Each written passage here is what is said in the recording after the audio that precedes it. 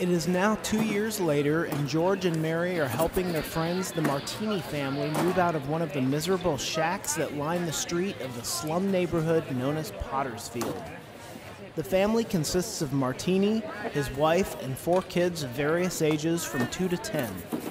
They are assisted by about a dozen neighbors who are loading things into George's rickety car and an even more rickety family truck. Martini! You renting a new house? Rent? You hear what he say, Mr. Bailey? What's that? I own the house! Me, Giuseppe Martin, I own my own house! No more we live like a pigs in this Pottersfield! One more coming at you! Marie! Come on. Here, Mary, bring the baby. Okay. I'll take the kids in the car. Oh, thank you, Mr. Bailey. Kids. All right, kids. Here. Get in here. One at a time. Now get up on the seat right there. Get the dog. Oh, now we got the goat. Looks like you're all ready to go. Everybody! All in. Bye, Martini!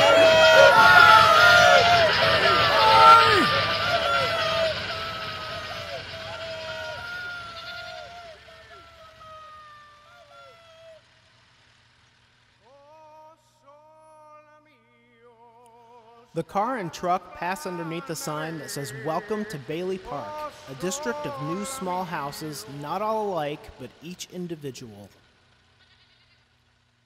George and Mary are on the porch of the new house with the Martinis lined up before them. Mr. and Mrs. Martini, welcome home.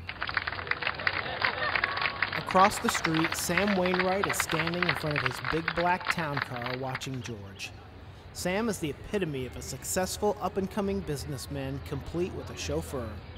His wife in the backseat of the car is a very attractive, sophisticated-looking lady, dripping with furs and jewels. Good old George. He's always making a speech. Hee-haw! Sam Wainwright. Oh, who cares? Bread, that this house may never know hunger.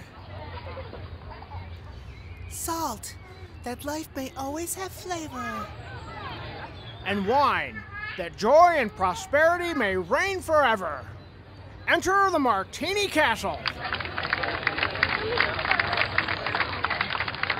And at that very moment, back at Mr. Potter's office... Look, Mr. Potter, it's no skin off my nose. I'm just your little rent collector. But you can't laugh off this Bailey Park anymore. Look at it. Congressman Blatz is here to see you, sir. Well, tell the congressman to wait. Go on. 15 years ago, a half-dozen houses stuck here and there. There's the old cemetery, squirrels, buttercups, daisies. I used to hunt rabbits there myself. Look at it today. Dozens of the prettiest little homes you ever saw. 90% owned by suckers who used to pay rent to you. Your Pottersfield, my dear Mr. Employer, is becoming just that. And are the local yokels making with those David and Goliath wisecracks? Oh, they are they? Even though they know the Baileys never made a dime out of it. You know very well why. The Baileys were all chumps. Every one of these homes is worth twice what it cost the building and loan to build.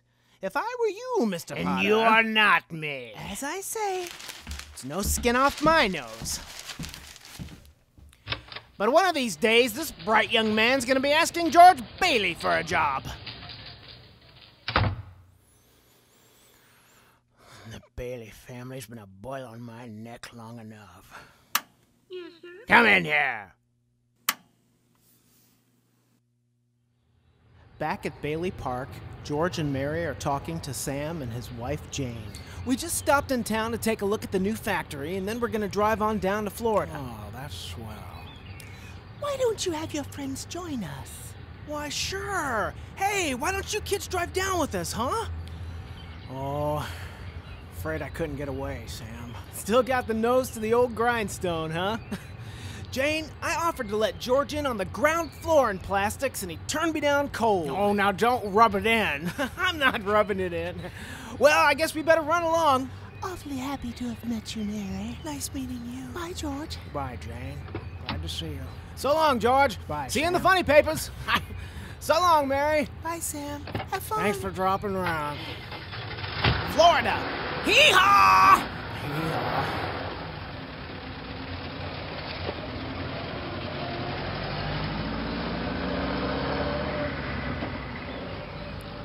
The big black limousine glides away, leaving George standing with his arm around Mary, gazing broodingly after it. They slowly walk over to George's old car and look at it silently. George then slams the open car door closed in frustration with his foot.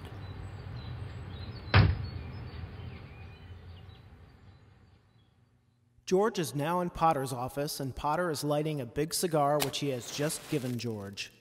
As usual, Potter's goon is standing beside him.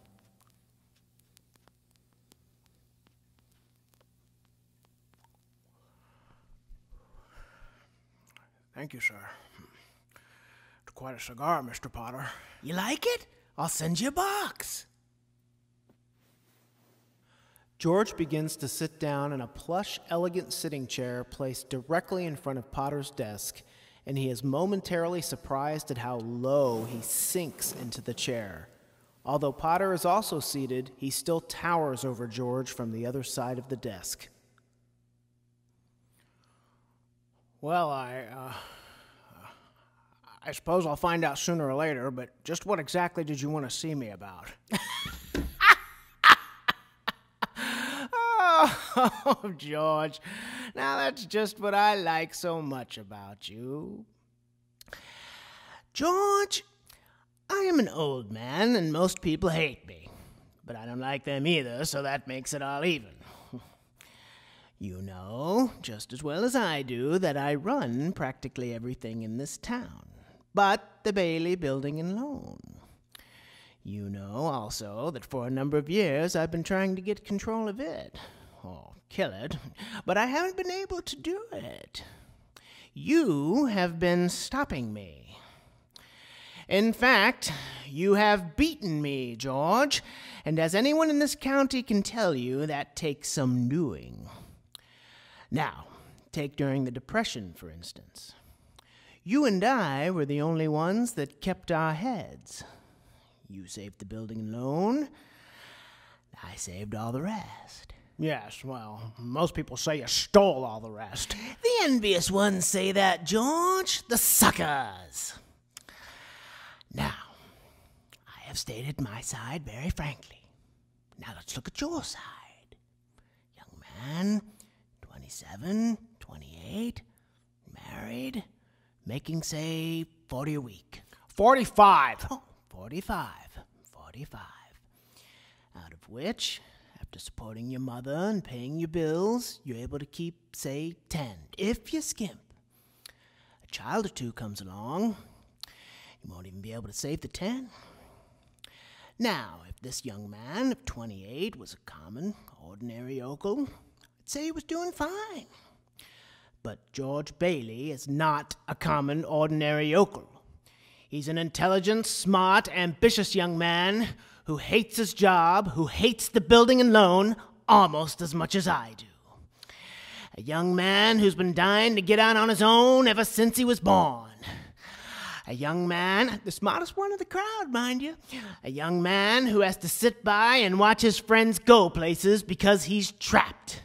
Yes, sir, trapped into frittering away his life playing nursemaid to a lot of garlic eaters. Do I paint a correct picture, or do I exaggerate? What's your point, Mr. Potter? My point is I want to hire you. Hire me? Yeah, I want you to manage my affairs, run my properties. George, I'll start you out at $20,000 a year. George drops his cigar into his lap. He stands up suddenly and nervously brushes off the sparks and ashes from his clothes. $20,000 a year? You wouldn't mind living in the nicest house in town, buying your wife a lot of fine clothes, a couple of business trips to New York a year, maybe once in a while Europe? You wouldn't mind that, would you, George? Would I? Would you? You're not talking to somebody else around here, are you? You know, this is me. You remember me? George Bailey. George Bailey. George Bailey, whose ship has just come in, provided he has enough brains to climb aboard.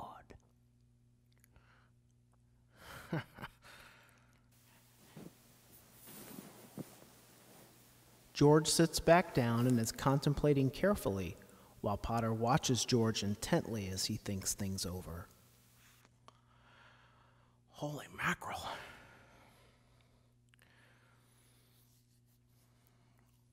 Well, how about the building and loan? Oh, confound it, man! Are you afraid of success? I'm offering you a 3-year contract at $20,000 a year starting today. Is it a deal or isn't it? Well, Mr. Potter, I know I had a jump at the chance, but I wonder if it would be possible for you to give me 24 hours to think it over. Sure. You go on home and talk about it to your wife. I'd like to do that. Yeah, and in the meantime, I'll draw up the papers. All right, sir. Okay, George?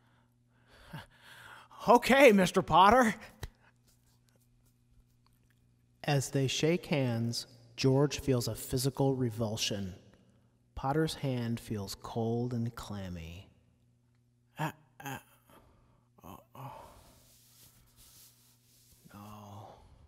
No. Now, wait a minute here. I don't need 24 hours. I don't have to talk to anybody. I know right now, and the answer is no, doggone it. You sit around here and you spin your little webs and you think the whole world revolves around you and your money. Well, it doesn't, Mr. Potter. In the whole vast configuration of things, I'd say you were nothing but a scurvy little spider. And that goes for you, too.